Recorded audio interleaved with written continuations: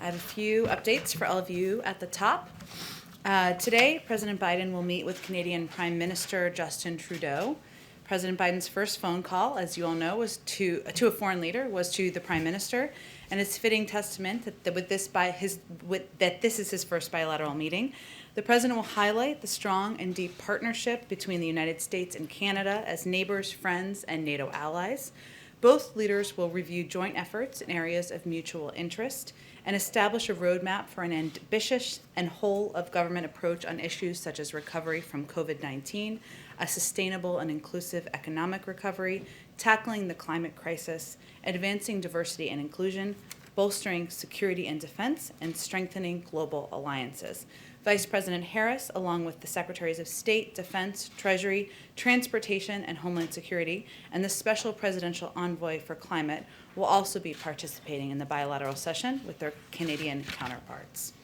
Today, the President will also meet virtually with a group of Black essential workers to thank them for their critical roles during the pandemic and to discuss how to encourage vaccinations.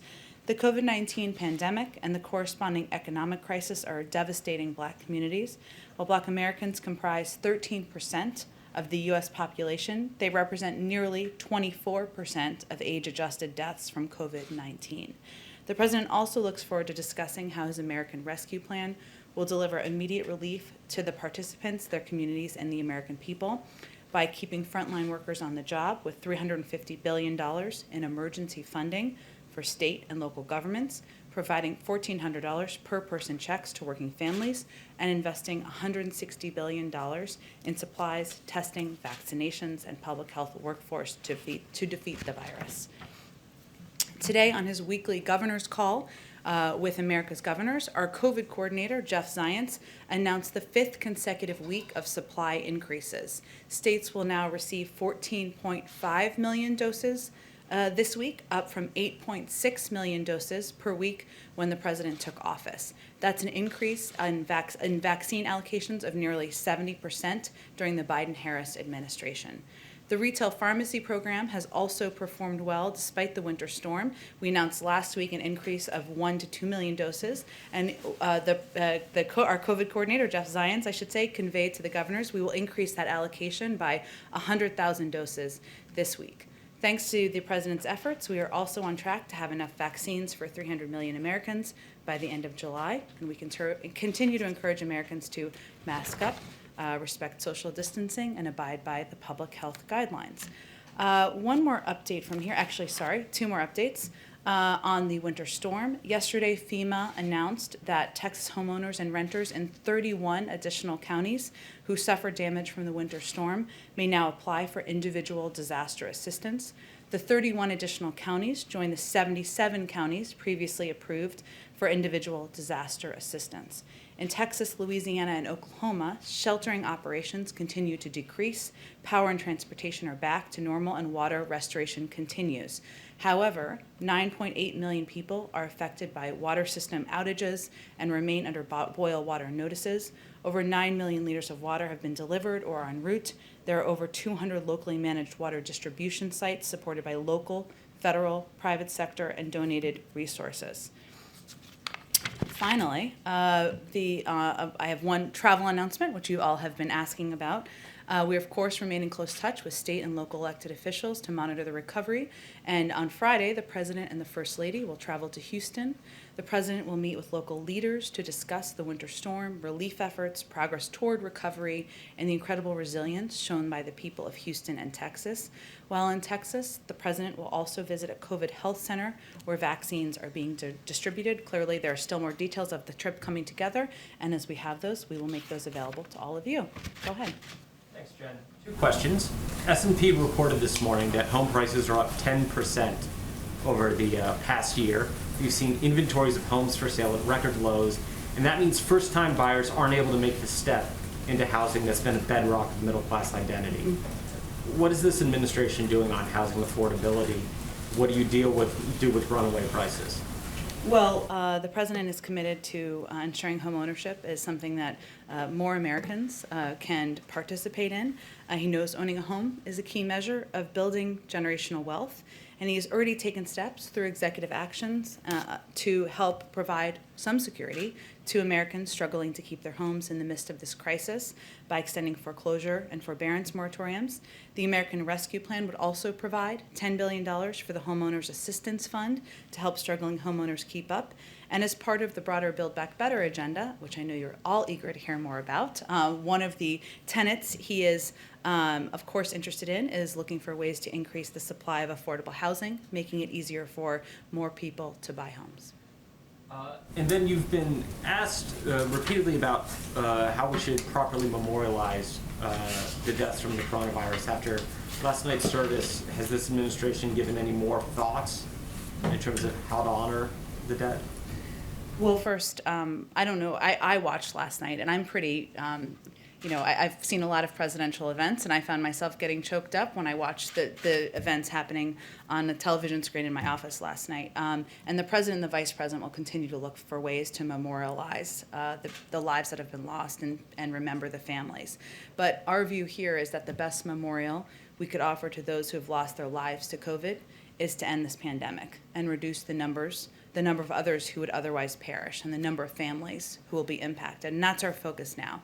And when we have this crisis behind us, we're at a war, as we've said many times, we will consult broadly on the proper way to mark this horrible loss of life. And certainly we're open to that, but at this point of time, our focus is on the pandemic and saving more lives. Go ahead. Thank you. Does the White House have a plan B if Neera Tanden doesn't work out? And could you give us a sense of what that looks like? Well, the White House's focus, the president's focus, is on working toward the confirmation of Neera Tanden to lead, to be the OMB director. That is our focus. And could you say anything about Gene Sperling or Ann O'Leary, who've also been floated recently? There's one candidate to lead the budget department. Her name is Neera Tanden, and I can give you a brief update, though, on kind of the outreach that's happened. And I know there's been a couple of questions along those lines. She has had 44 meetings now with senators of both parties.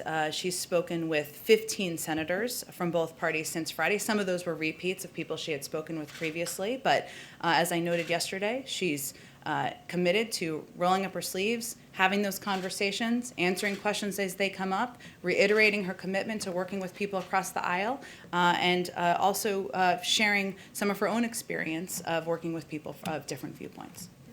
Quickly, on the Supreme Court decision to allow Trump's tax returns to be shared with New York prosecutors, I just wondered if you had a reaction. Sure. There's been reporting through many of your sources, probably yours as well, of multiple other ongoing investigations. So we're not going to comment on this specific ruling. The president did make clear on the campaign trail that the American people expect and deserve transparency from their president. That's why he released over 2 decades of his own tax returns.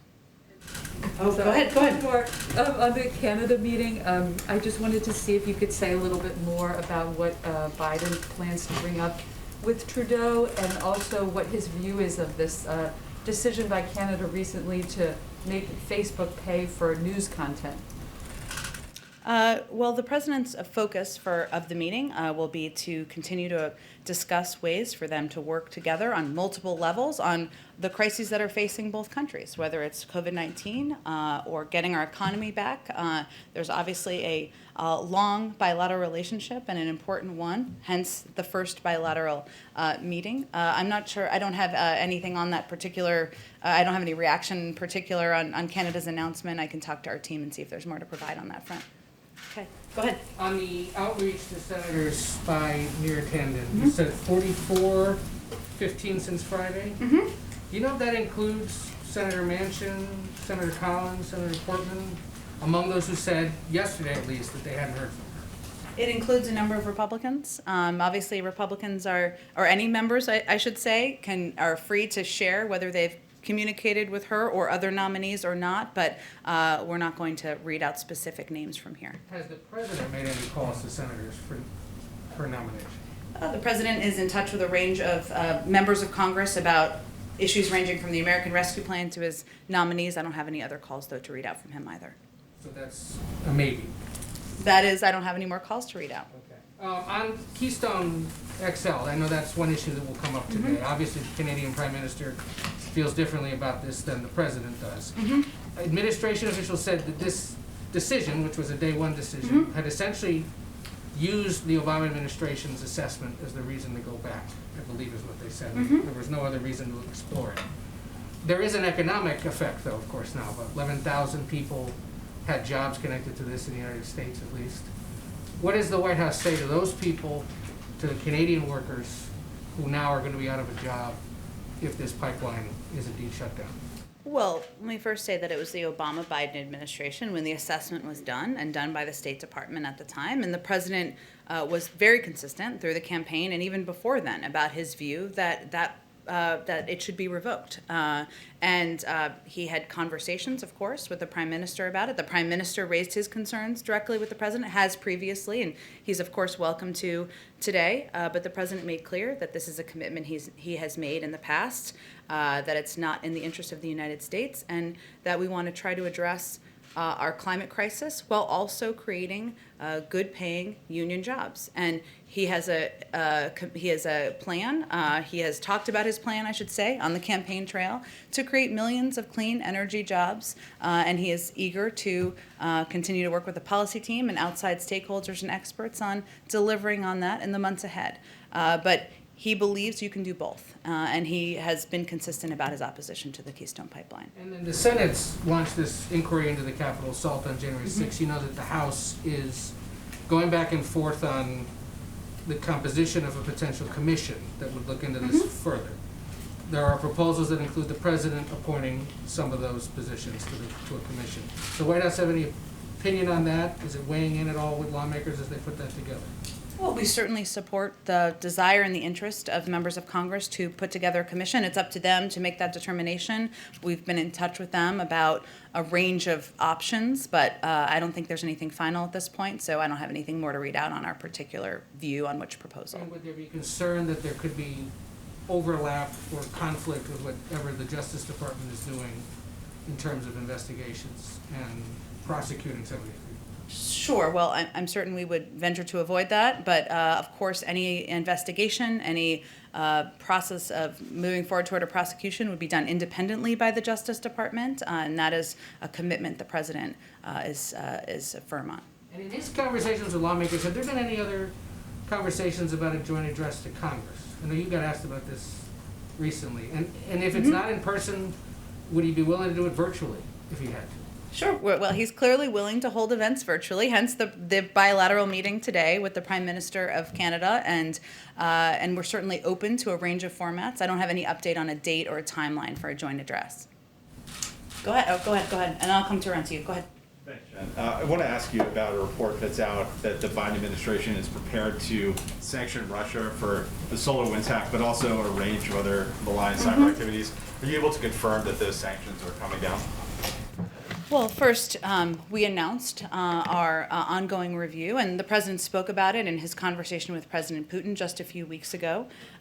We have asked the intelligence community to do further work to sharpen the attribution that the previous administration made about precisely how the hack occurred, what the extent of the damage is, and what the scope and scale of the intrusion is. And we're still in the process of working that through now. But it will be weeks, not months, before we respond. But I'm not going to get ahead of the conclusion of that process. Any more specific on the timeline as far as weeks? I mean, are we talking by the end of this month, or can you put any more final point on it? The end of this month is a couple of days away. That would be a very short true. timeline. Yes. I was thinking, is it March yet? Weeks, not months, is the best definition I can give for you. Of course, we want to focus on giving our team the time they need to take additional steps to fine-tune the attribution, and we reserve the right to respond at a time and a manner of our choosing. And then on the Tandon nomination, Senator Murkowski said yesterday that she had not heard from the White House, even though she's undecided. Was that an oversight by the White House, and has that been rectified? I mean, has she been reached out to since then? Well, again, Neera Tandon is rolled up her sleeves. She's getting to work. She's working the phones. People here are working the phones, and we're just not going to provide day-by-day updates on exactly each senator in office that we've communicated with, but they can communicate on their own, of course, if they've been reached out to, or what communication they've had. And then on the Canada visit, I wanted to clear up something you had said the other day, Okay. which is on the Buy American provisions. You had said there's essentially no changes, and the Canadians had raised concerns about whether they would be able to obtain waivers like they did during the Obama administration. So when you said you didn't anticipate any changes to that policy, did you mean to suggest that the Canadian companies will not be able to obtain waivers under the policy? No, I appreciate that, or I appreciate the ask for clarification, I should say. Of course, the president signed a Made in America executive order in the first week, I believe, of the administration, and we're still evaluating the application of that and how it will apply. I don't expect him to make any commitments during the meeting today. And then just one more logistical thing on the Canada visit. Usually during these foreign leader visits, obviously, as you know, there's a 2-and-2 element for the questions. So are we going to see that later this afternoon with Prime Minister Trudeau? I don't expect that's going to be part of the program today. Obviously, there are several components, as I noted, a smaller meeting, a more expanded meeting, and then some comments at the end, but that's the program at this point in Will time. you commit to it for future foreign leader visits? It certainly has been standard in the past, and I can assure you that in the future there will be 1-and-1 and 2-and-2 and other opportunities to ask questions, even when foreign leaders are not visiting. Go ahead. Thank you, Jen. A few on immigration really quick. Merrick Garland was asked yesterday if illegal entry at the border should remain a crime, and he said, I haven't thought about that question. Does President Biden believe that illegal entry at the border should remain a crime moving forward? Well, I think he was being asked as the Attorney General, the future Attorney General. I think he's looking to head to be confirmed of the United States, and if he wants to make considerations independently, he can certainly do that. But the President's spoken to this, and we believe in abiding by our laws. As you know, there, of course, is a process underway at the Department of Homeland Security to take a fresh look at prioritization and who is detained and who is sent back home. So that is something happening from the Department of Homeland Security. But again, if he's going to lead an independent Justice Department, and it is his prerogative to take a look at any policies under their purview. And to that point, why is the Biden administration reopening a temporary facility for migrant children in Texas? Well, first, the policy of this administration, as you well know, but just for others, is not to expel unaccompanied children who arrive at the border. And the process, how it works, is that Customs and Border Control continue to transfer unaccompanied children to the HHS Office of Refugee Resettlement. That can take a couple of days. I just want to give this context because people need to understand the process.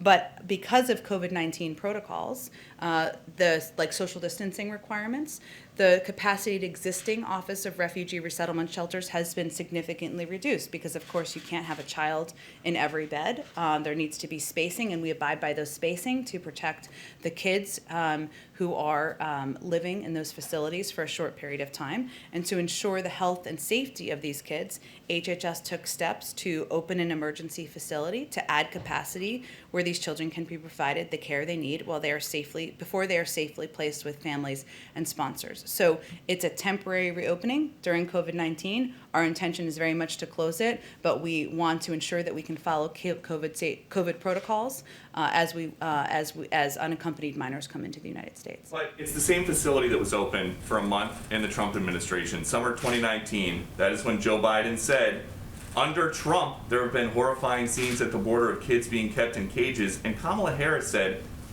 basically, babies in cages is a human rights abuse being committed by the United States government. So how is this any different than that? We very much feel that way.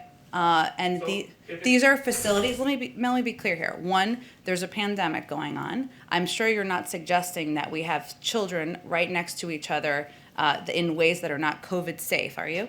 I'm suggesting that Kamala Harris said that this facility, putting people in this facility, was a human rights abuse committed by the United States government, and Joe Biden said, under Trump, there have been horrifying scenes of at the border of kids being kept in cages. Now, it's not under Trump, it's under Biden. This is not kids being kept in cages. But This it's is the same kids.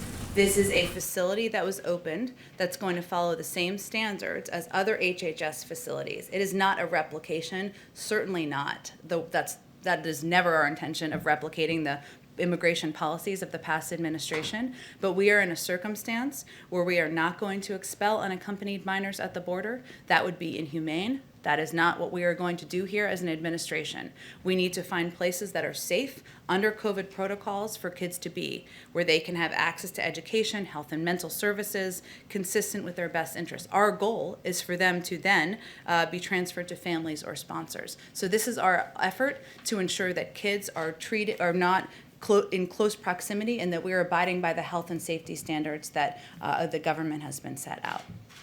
Just quickly on climate, last week the climate envoy John Kerry said that there are only 9 years left to save the world from the effects of climate change. Does President Biden share that assessment? 9 years.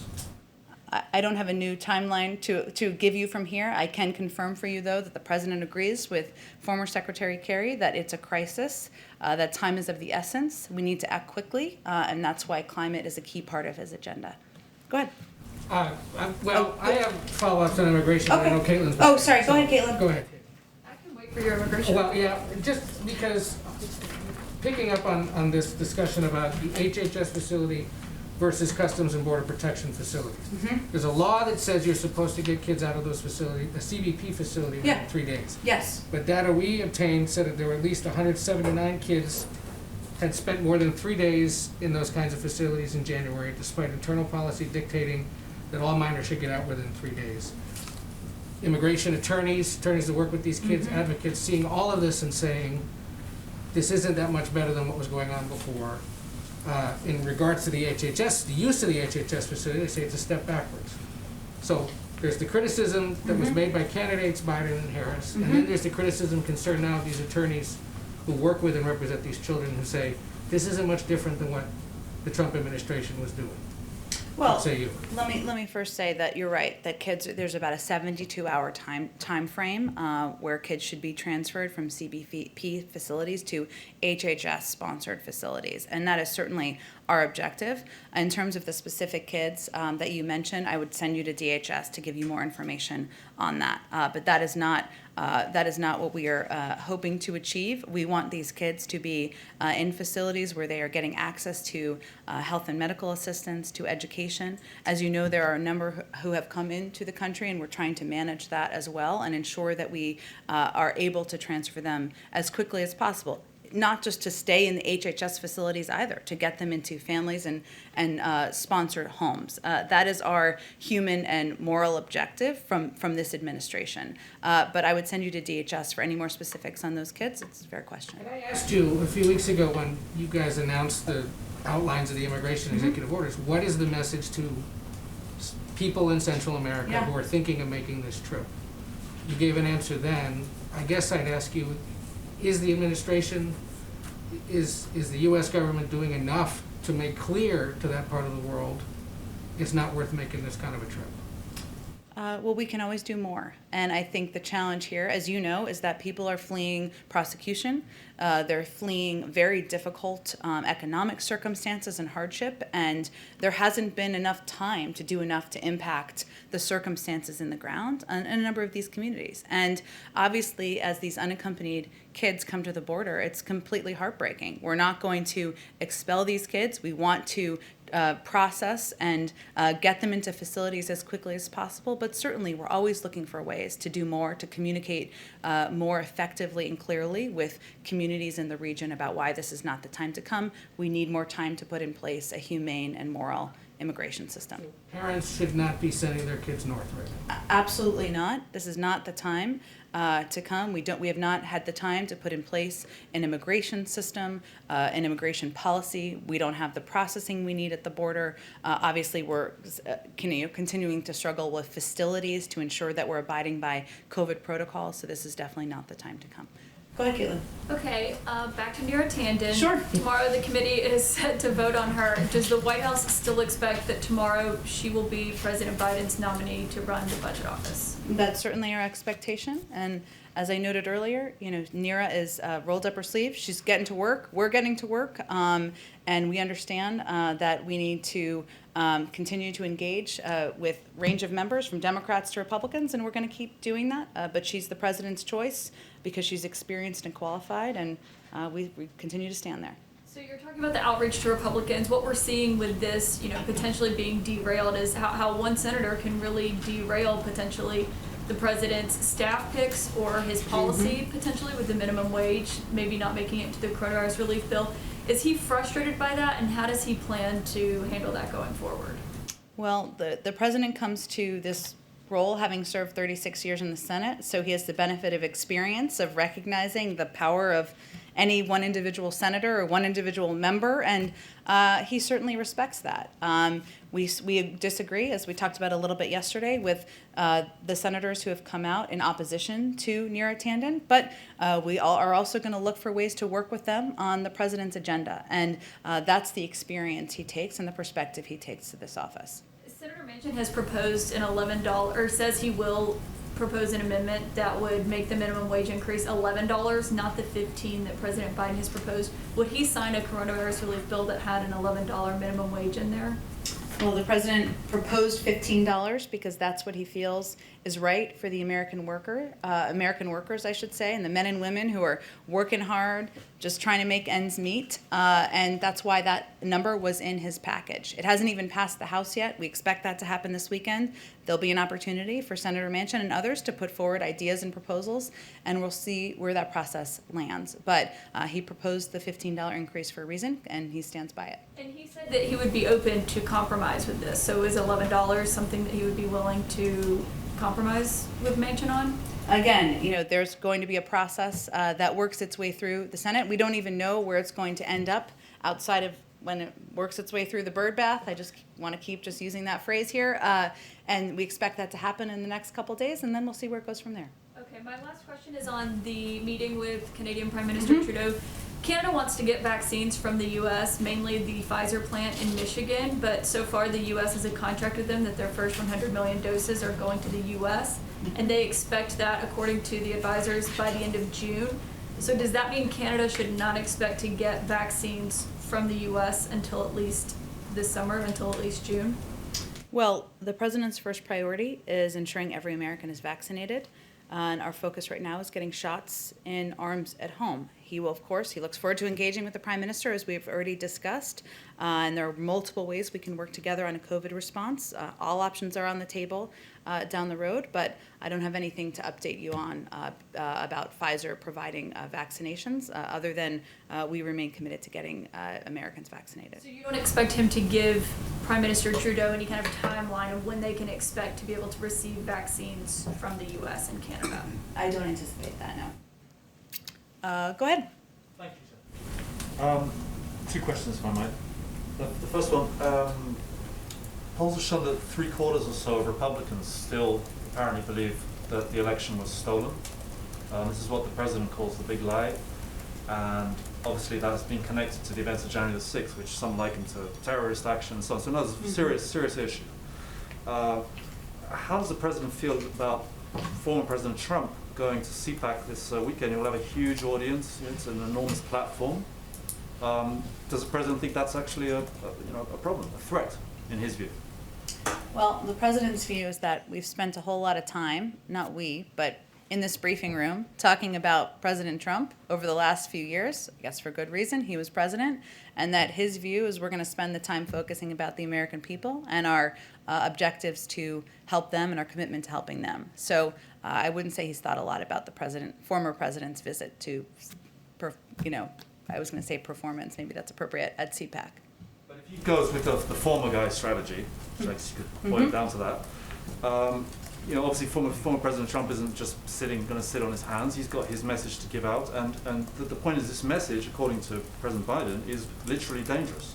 So does he have a problem with such a high-profile person giving out what he thinks is a dangerous message? Well, we haven't even seen the former president speak at CPAC. Obviously, President Biden has spoken to his concerns about the rhetoric of the former president, how he was unfit for office. That's why he ran against him and why he defeated him. But we're not going to spend too much time here focused on or talking about President Trump, former President Trump. Afghanistan. Given the concerns about the timeline of this withdrawal, and it all looks rather up in the air now, and is the president worried in the longer term, bigger picture? Is he worried that the Taliban are going to take over Afghanistan once the U.S. pulls out? Well, obviously there's a timeline for a decision on the next steps here. I don't have any update on that. And once that's made, we can certainly have that conversation. with that? If the Taliban ruled Afghanistan? Certainly, I wouldn't say he would, no, I don't think he would say he'd be okay with that. But again, there's an ongoing process of considering the next steps in Afghanistan. That's an ongoing discussion, and I'm not going to get ahead of where that sits at this point in time. Go ahead. Yes, two questions, if I may. The first, we're approaching tax season, and by some estimates of the unemployment assistance that states have paid out, more than half of it Americans have not withheld taxes on. So is the administration concerned that there may be millions of Americans who are going to face a surprise tax bill, some of whom are still unemployed? And has the administration considered changing the way the IRS looks at least the pandemic-related unemployment assistance, treating it like disaster aid, and so it doesn't have taxes withheld? That's a really interesting question. I would certainly send you the Treasury Department for that. I'm happy to help you make a connection there to discuss that further. And the other question is, does the administration have a response to the raid in the Republic of Georgia where the top opposition leader was arrested by government forces yesterday? Is there any consideration of sanctions or other kind of pressure on the government of Georgia? Yeah, I certainly saw the reports this morning. I didn't have a chance to talk to our national security team, but we'll venture to get you something after the briefing on that as well. I didn't help you much today. I will try to do that after the briefing. Go ahead. Thanks, Jen. A few points, but I just want to pick up on what Sebastian was asking about former President Trump first. Sure. It sounds like you just plan to ignore him and essentially try to deprive his message of oxygen. But do you plan, or does the White House plan rather, to engage with him in any way, particularly if he launches political attacks on this administration and its policies? In what way engage with him? I mean, push back in any way on those? I mean, again, as you said, can't know what former President Trump will say during CPAC, but it's pretty likely he'll have some things to say about the sitting president in this administration. So do you plan to engage with him on those things, or I guess ignore we'll him? have to watch and see. But our overarching objective is to keep the focus not on any one individual, whether it's the current president or the former president, but on the American people and what we're doing to help bring them relief, to get the pandemic under control. And certainly there's been more than enough time spent on former President Trump. And so if there's not a reason to do it, we're probably not going to be adding more commentary on it. On the topic of immigration, the Biden administration is also reopening a detention center in Florida, formerly known as the Homestead Detention Facility. The administration plans to house migrant teens in that facility. Will that also be a temporary emergency center like the one you were discussing before? I'd have to talk to the Department of Homeland Security about that. I would certainly send you to them to talk to them more specifically and directly about it. It was also privately run before, which is part of the question here, is if whether or not the Biden administration plans to have that privately managed again, given the pledge by the president to close down privately run detention facilities. Absolutely. I know you've asked this question before, and I'd be happy to connect you with someone from the Department of Homeland Security. They obviously oversee those facilities, so they're best prepared to answer any questions on it. Could I ask one more on Florida? We're on Go ahead. Florida, let's just stay on Florida. That's okay. Big Florida Day. All right, so there are reports that President Biden is considering former Florida Senator Bill Nelson to be his NASA administrator. Are those reports accurate? Is he under consideration? And when do you expect an announcement? I don't have any personnel announcements for you or any expectation of when we will have an announcement on a NASA administrator or a list of potential people. But that's an interesting one. Go ahead. Thanks, Jen. A couple questions, one for another colleague who can't be here today, but I wanted to start with one more on the Neera Tanden nomination. Sure.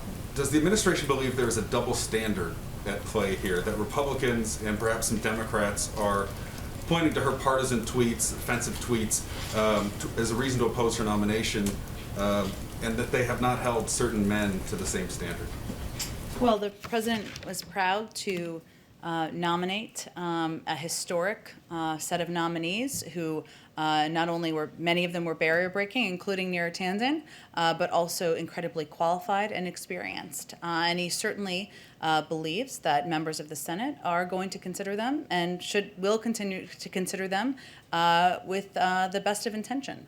So from here, we're going to keep our eyes focused on outreach to Democrats and Republicans and working toward getting Neera Tanden confirmed so we can get the budget process moving. Another one from a colleague regarding Postmaster General DeJoy and his appearance before the House Oversight Committee tomorrow, and some proposed changes that he has put forth that some people are concerned will slow down mail further, raise the cost of mail, do away with airmail. The question is there any indication when President Biden will appoint members to the 3 vacancies of the Board of Governors for the Postal Service? Sure, it's a great question. It is a priority for the president to appoint, to announce the appointment of, I should say, additional members of the Board of Governors. As you are familiar with, but others may not be, it's really up to the Board of Governors to determine the future leadership of the Postal Service, and we certainly recognize that filling those vacancies is an important step in that process. So it's a priority. I don't have a timeline for you on when those will be announced, though. Go ahead in the back. Thank you, Jen. About the bilat between the Prime Minister and the President. The expression used is a roadmap for renewing Canada-U.S. relationship. From the White House and the President standpoints, how did the relationship needed mending? How did it need mending? Yes. Well, I think that the objective for the president is to look forward and to continue to build the relationship with Prime Minister Trudeau, obviously who he knew previously from when, or had engaged with previously from when he was vice president, and to work together on addressing many of the shared crises we're facing, from economic downturn to COVID-19 to issues in the global community. And I don't know that they're going to spend a lot of time analyzing the past. They're going to look to the future. Still, does the President feel that the relationship was in bad shape when he got into the White House? The president views his role in the global community as one who needs to rebuild relationships, rebuild trust with a range of partners, including the Canadians, and that's why this meeting today will be forward-looking and focused on a range of topics. Trust that was damaged in the last 4 years. Well, we'll leave that to the Prime Minister to speak to, but certainly we're eager to continue to build the relationship moving forward. Another question, Jen. Thank you. Another question is, we're talking a lot about the economic relationship and restarting the North American economy.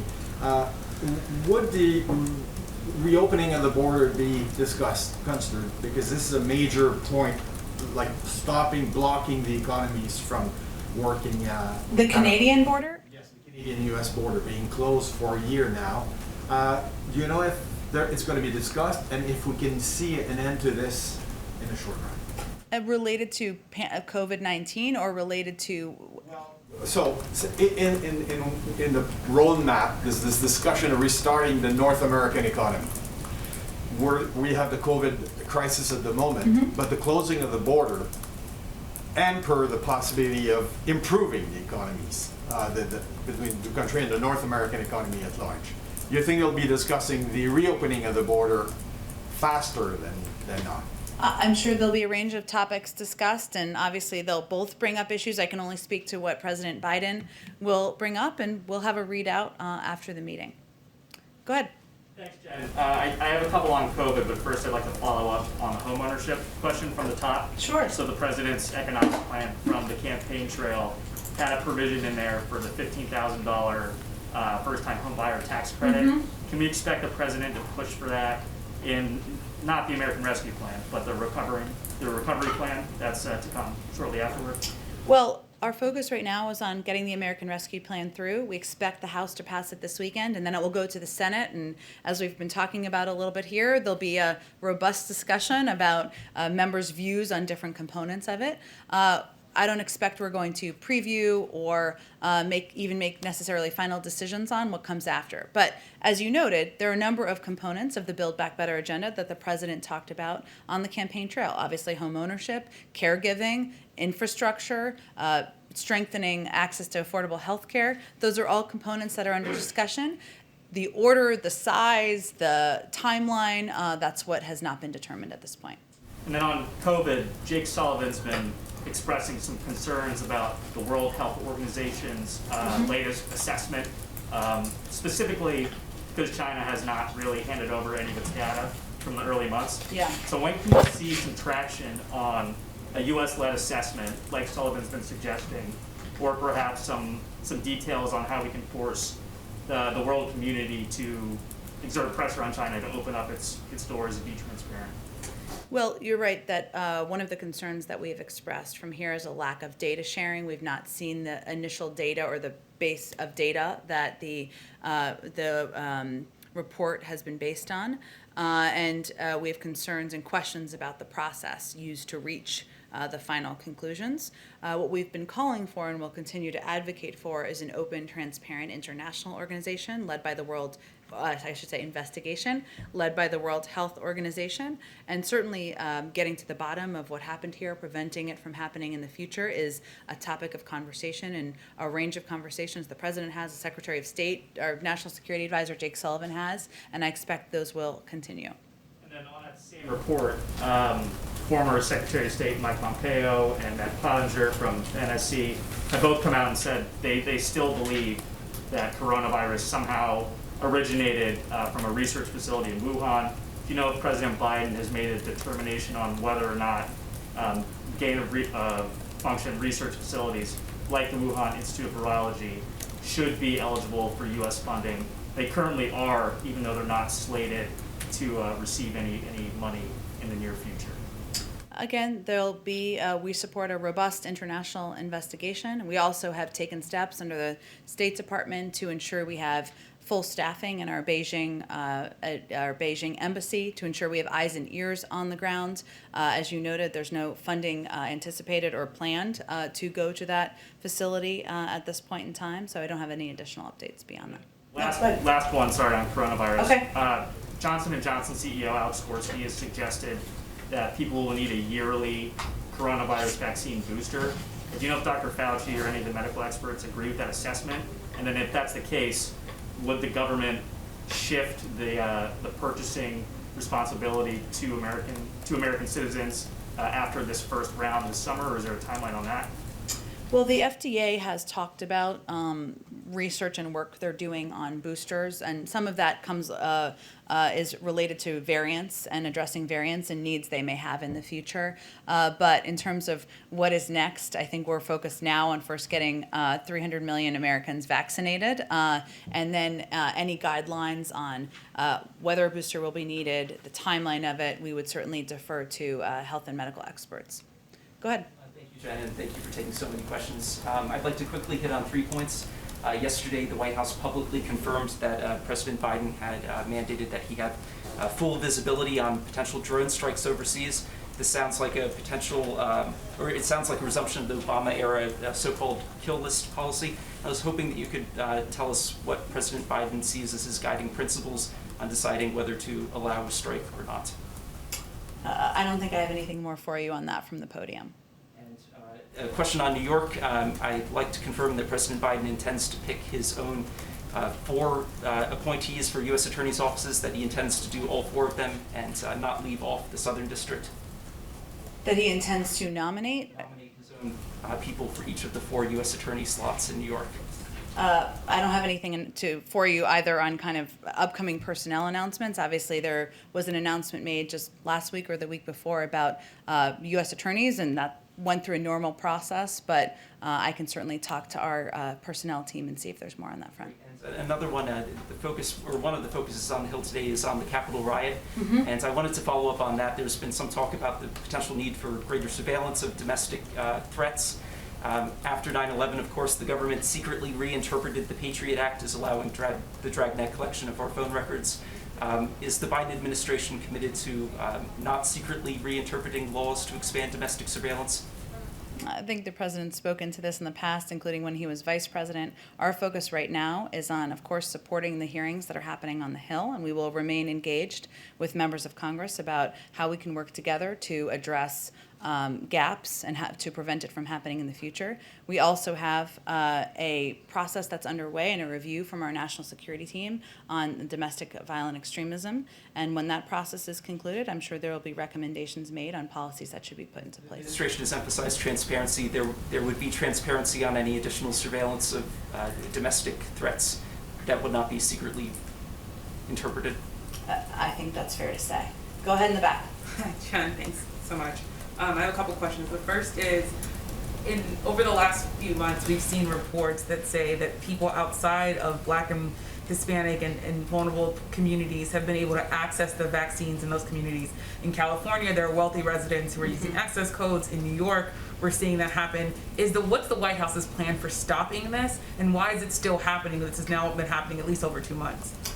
You're right. I've seen those reports as well, and I think one of the reports I saw was around some of the mass vaccination sites in Oakland and the concerns about whether people in the community were actually getting access to the vaccines as planned. I don't have specific data and numbers, and I can certainly talk to the COVID team, or you can, of course, ask them during one of their 3 briefings about the actual data behind it beyond the anecdotal stories, which alone are certainly concerning. But one of the pieces the president has been talking about, and our team has been focused on, is the fact that if you don't have internet access, right, if you don't have access to ways to easily sign up to get your vaccine, we need to continue to look for ways to get deep into communities. That's one of the reasons that the president has been so supportive of community health centers that are embedded in communities, know the people in the communities, can make phone calls and do outreach to people they know will need the vaccine.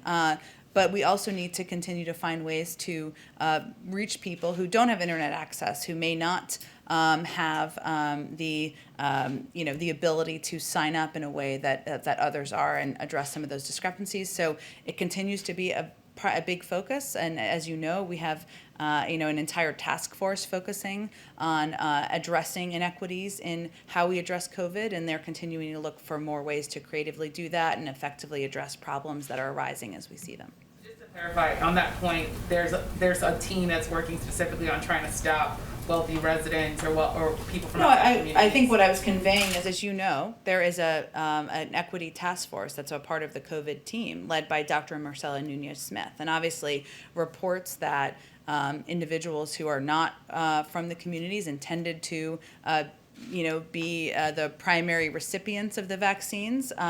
If that is certainly something they would focus on and work on issues to address. I would encourage you to ask them about that at the next COVID briefing, though. Questions. The first is, you stopped short of saying that President Biden would sign H.R. 40, the bill to study reparations. I just wonder, now that it's been a few days after the hearing, whether or not there's any update on that, given that the president has said that he would back a study on reparations. So you certainly would back a study. I don't think anything's changed, though, from what I conveyed a couple of days ago. You stopped short of saying he would sign the bill. I said he would support a study, and he certainly would. And we'll take a look if there's legislation that is passed by Congress. And then at the joint hearing today on the House on the attack on the Capitol, there was an officer, Captain Mendoza, who said she still has chemical burns on her face and hasn't fully healed from that attack. I wonder if the White House is considering any sort of effort or any sort of fund or any sort of help to officers and others who are still recovering from their injuries. That's certainly something we'd be happy to have a discussion with members of Congress on, and I know they have also expressed gratitude, as has the president, for the work of the members of the Capitol Police and the sacrifices, of course, some made, but also those who have been injured in the events of January 6th, and we're certainly open to having that conversation. More on sexual assault, and the Pentagon says this week they'll announce the naming of a commission on sexual assault in the military. Senator Gillibrand and others have written to the president saying that this needs to be an independent commission that's outside of the DOD. I'm wondering if the president is planning on appointing anyone to that commission, if he's been briefed on this issue, and if that thought of it being set up outside of the Defense Department is top of mind. It's certainly an issue that he has thought about, talked about, engaged with policy experts internally on, and including with Secretary Austin. I know during the transition and probably since then, but I don't have anything more for you on kind of the format of it. I think right now it's under the purview of the Department of Defense, hence why they discussed the issue. Thanks, everyone. Thank you.